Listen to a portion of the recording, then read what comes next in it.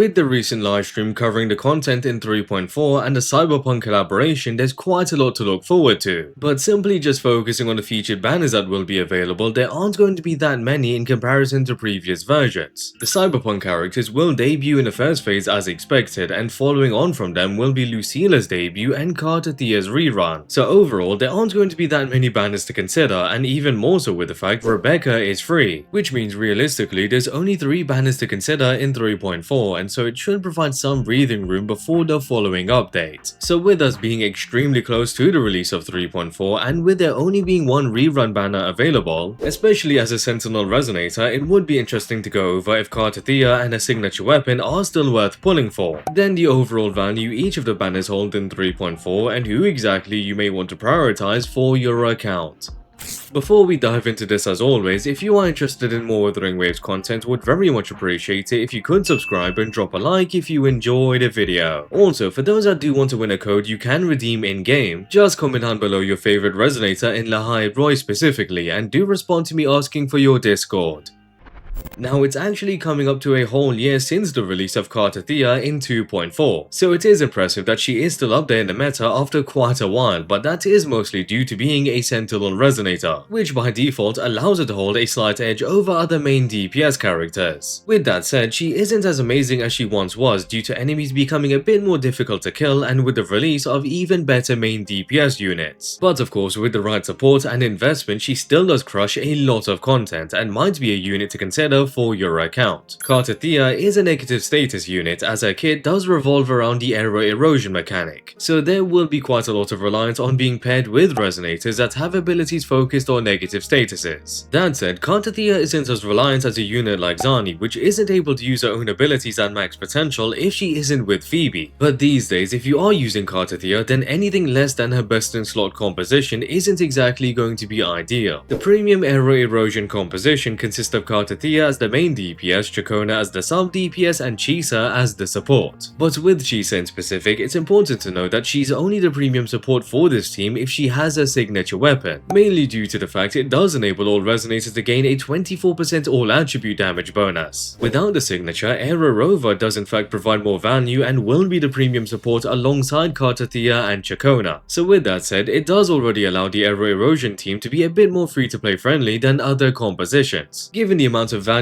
Rover holds to be a close contender to Chisa, and for anyone that's currently using Chisa in another composition, such as either Aimer's Fusion Burst team or Hyuki's Glacial Shave team, it would still allow you to use the error erosion composition with Rover being an alternative option. So Cartethia's best in slot team being a bit flexible is already a huge bonus towards her pull value. But still, there is Ciaccona as another vital character in forming this team, and is quite necessary in allowing Cartethyia to perform at max potential. Ciaccona simply provides a lot through her kit, such as a considerable arrow damage bonus, alongside an arrow erosion damage amplification, inflicts plenty of arrow erosion stacks and deals great damage. Also, if you do have the signature, she does reduce arrow resistance on enemies by 10%. Lastly, she is able to crowd control enemies quite often and extremely well, which does make it a bit easier for Cartethyia to cleave through AoE based content such as Whimpering Wastes. So with that, it's clear all of this will enable Cartethyia to perform incredibly well and even in current content, which ultimately means a factor to definitely consider before you pull Cartethyia is that you would also need to pull for Ciaccona. If you don't, then you can use an alternative sub DPS such as Sanhua, given she does amplify basic attack damage by 38%, which does benefit Cartethyia since she does deal damage considered as arrow erosion damage and basic attack damage. So it's not as if she can't be used at all, but with Sanhua, don't expect Cartethyia to perform as well, and especially in the more difficult stages of endgame content. That pretty much wraps it up for the situation on her team synergies. But as for Cartethyia herself, it's fair to say that she still has some of the best animations in the game, and especially for a character that's nearly a year old. In addition, Cartethyia does of course have the transformation mechanic tied with her first liberation and enables her to switch into Fleur de Lis, which completely switches her moveset and allows you to activate still one of the best looking final liberations. All of that alongside the fact that she is self-sufficient since she does inflict arrow erosion stacks and heals herself. Cartethyia truly is one of WuWa's best resonators to have ever released, and enough to perhaps still consider regardless of the meta.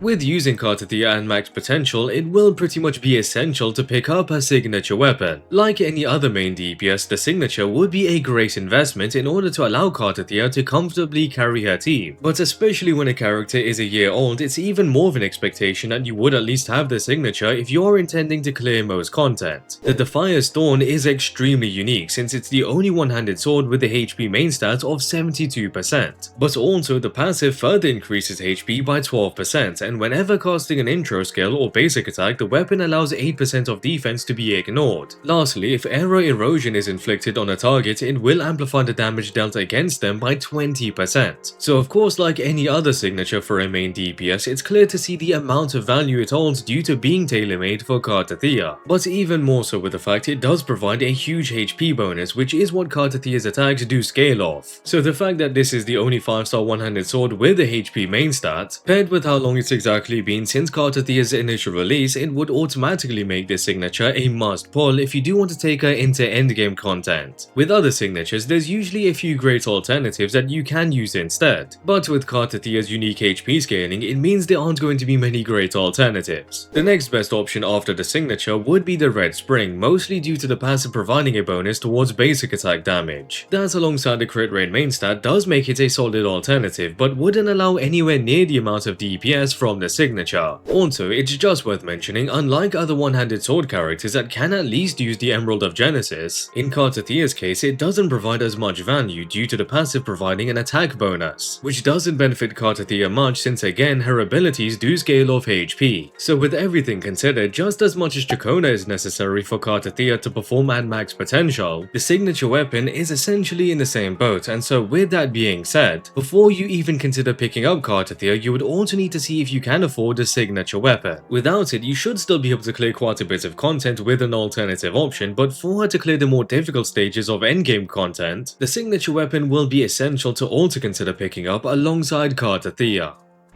Overall, between the 3.4 banners, it all seems pretty clear in terms of what you might want to prioritize. But regardless of what you prioritize, as usual, each of these characters do hold great value and would benefit your account in their own way. Lucina is clearly a stag sub DPS, and she does have a resonance mode switch mechanic. More importantly, the fact that she's the dedicated sub DPS for Hiyuki means she will be essential if you want Hiyuki to possibly perform at max potential. But especially if you are using Lynae across multiple teams, including Hiyuki, and would want a bit more flexibility. A bit similar to Denya replacing Lynae alongside Imeth and to form the Fusion Burst composition. So with that alone, Lucina is definitely up there as one of the most valuable sub DPS units to focus on if you do have Hiyuki on your account. With Lucy on the other hand, she is going to be a Spectra main DPS with a burst damage playstyle. Also, it does seem like she will be with Rebecca in her best in slot composition. So with that, Lucy's value lies in the fact building her best in slot team will be quite easy in comparison to most main DPS units. But that alongside her incredible animations, DPS potential, and the fact that she is the most exclusive unit in Wuthering Waves, these factors would allow Lucy to hold immense value for most players, but even more so for newer players, especially when considering Lucy doesn't necessarily need her signature weapon due to having great alternative options. Now with Cartethyia, it's clear that she still does perform as an incredible main DPS, but would require much more investment than when she initially released. If you aren't willing to follow through with the investment she requires, then it might not be the greatest choice to pick her up. Although that is only if you want to clear endgame content with her, but if you simply want to clear some content and pick her up more so for the character, then the additional investment to reach her max potential of course wouldn't be necessary. So again, between each banner, they will hold great value, but there will be some considerations to take into account for each character. If you do have the right setup and investment, then each of them would provide great value. But even with that, characters such as Lucy and Lucina do seem to just hold more value overall and should be considered by most players. Cartethyia on the other hand will take a bit more investment, which is something I don't expect most players to be able to afford and might not go through with, especially considering the characters releasing these days and to expect later on. Of course, pulling for Cartethyia wouldn't exactly brick your account, but it is wise to consider which of the other characters might hold more value and if it's better to save for an even more powerful DPS we could expect in the following version. And with that, I hope you guys enjoyed the video. Would really appreciate it if you could subscribe for more Wuthering Waves content, and if you enjoyed the video, drop a like. Also, do drop a comment down below on who are you prioritizing between the banners in 3.4. And yeah, hope to catch you guys later.